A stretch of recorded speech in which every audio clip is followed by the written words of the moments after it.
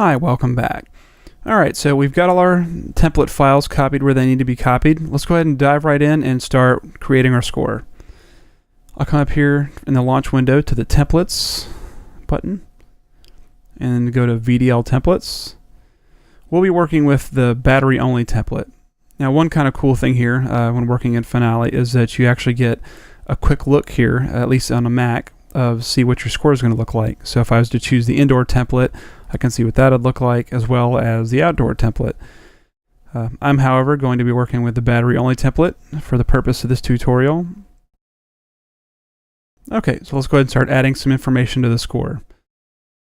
I'm going to call this Bryan's Awesome Piece. We'll see how true that holds as we get working on it. And let's just say it's going to be a percussion feature. Bryan T. Harmsen. I like to use my middle initial when I'm especially proud of something. I'm just using tab here to go through the boxes rather than clicking from box to box.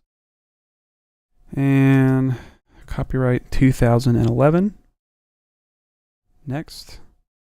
4/4 looks good. C major sounds good. Let's go ahead and add our initial tempo marking, 120. Perfect. All right. Let's start with 16 measures for good measure. All right, finish. All right, so you can see it went ahead and updated a few things here. A few things I want to change right off the bat. This updated because this is actually using a text insert for the title here. I'd also like to do the same here where it has battery template.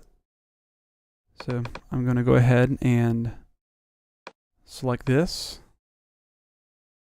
So you can see when I selected the text there that a text menu came up here at the top. So one thing I want to point out, depending on what tool you have selected, some of them have menus, some don't. The text menu does, or the text tool does. So I'll come here to text, inserts. For this one I'm going to use the subtitle that I created. Remember it was percussion feature. So that inserts it there. Cool. All right, not going to be arranger. I am the sole creator and arranger. All right, so a few other items I wanted to point out. Here, this is the main tool palette that we've got loaded up right now. Now, this is where you can find most of the things you'll want to work with when working on a piece.